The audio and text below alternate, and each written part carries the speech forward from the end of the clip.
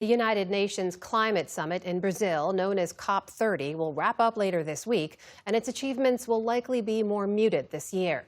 Tens of thousands of delegates from nearly 200 countries are meeting near the Amazon rainforest. But among those not there, any official delegation from the United States, the country that's emitted more carbon dioxide than any nation on Earth. William Brangham has more for our ongoing climate coverage, Tipping Point.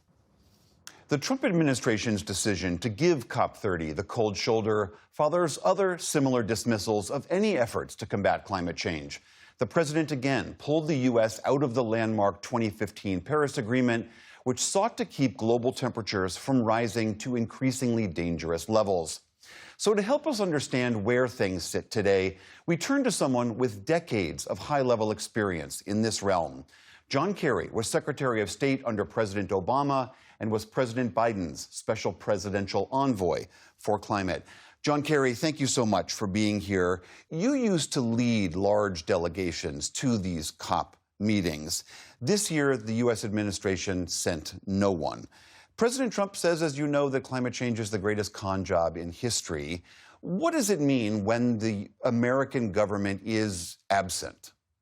Well, I think it means, first of all, that the United States is hurting itself.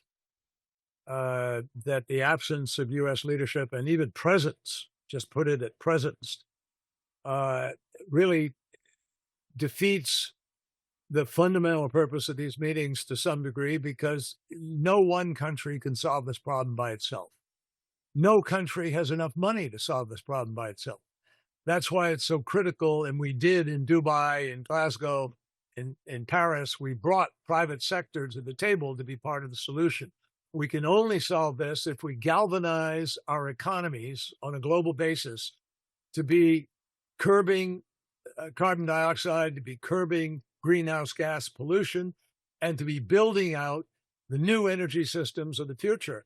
What's interesting is other countries are making what is it about this issue that one person in one country, in one government, says it's a hoax, and thousands of scientists around the world, presidents of countries, monarchs, finance ministers, defense ministers, environment ministers, are all agreeing we must move urgently and rapidly to cope with this issue. One of your key victories was the Paris Agreement, which set this goal of keeping additional warming below 2 degrees Celsius. It looks like we are going to blow through that target. By most measures, other countries have failed to meet their promises made at previous COPs to cut their emissions. So does it really matter, though, if America is not in this arena, given that we are still so struggling to get our hands around this problem? Yes, it does matter, and let me share with you why. When President Obama started his second term and made me Secretary of State, one of his priorities was trying to deal with the climate crisis. Well, guess what? You just said it a moment ago. Countries aren't doing what they promised to do. And when the United States pulls back, as we have, it really releases other countries from the pressure of doing the things that they promised they would do. So emissions are going up, not down. And what we've done is we've seen an unconscious and in some cases purposeful turning away from the promises made. For what reason? Greed, for money. Because there's a reality that the existing system has revenue streams to oil and gas companies, to other folks who are, arguing against doing things. And that really just stops things in their track. So what we need to do is renew our commitments. Belém is an opportunity to raise the national efforts, which we did almost in every year from Paris. If we go backwards now, it is going to cost every nation in the world far more than it would cost to be moving forward and keeping the promises. Help me understand a disconnect that I'm seeing here. There is remarkable progress being made on solar and wind. One recent report indicated that China's emissions, the biggest current polluter in the world, might be tapering off or even reducing, largely because of solar and wind. Given the evidence of how powerful these technologies are, that they are cheap and clean, why is it that we are still seeing a seeming reluctance to embrace them fully? because there's a distinct group that want to continue the status quo. I mentioned a moment ago the revenue stream. They're making money.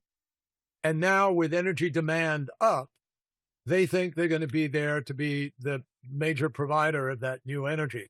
I don't think that's the way the world sees it, frankly, the economies of the world.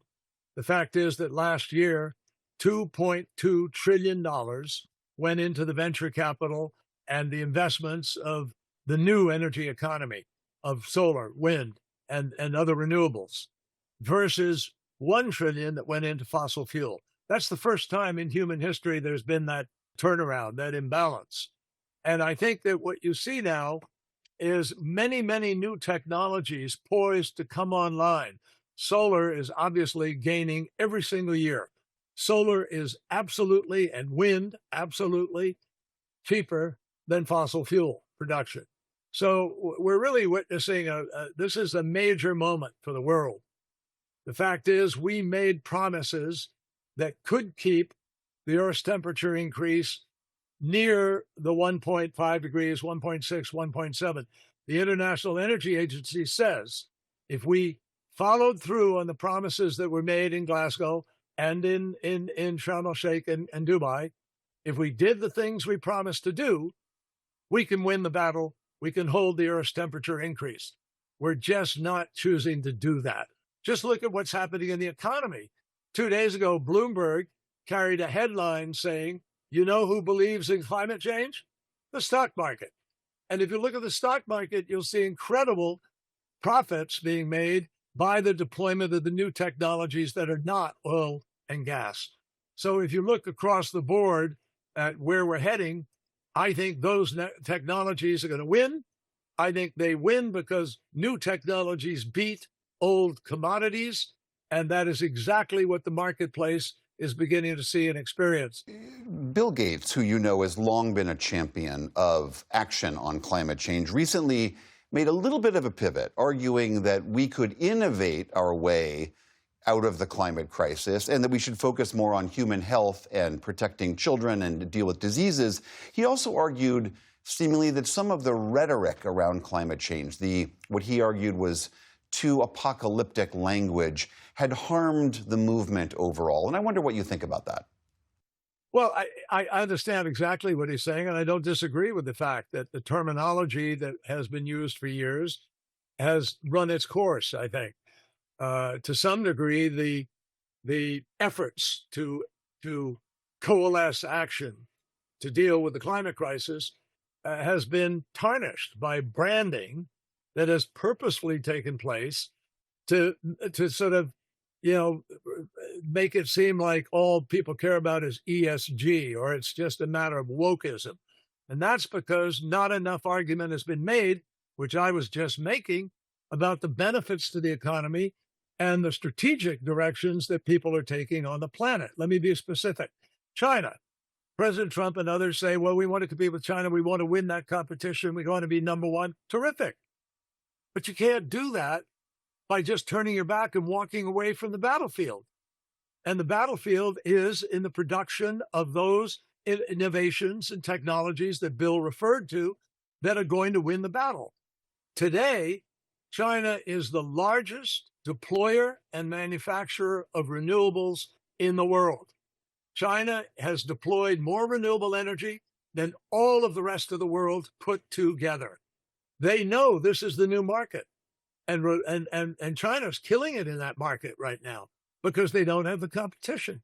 After all these years of the predictions of the bad things that had happened, that are in fact happening now, storms more intense, floods, fires, you name it, all predicted and directly relatable to the climate impact.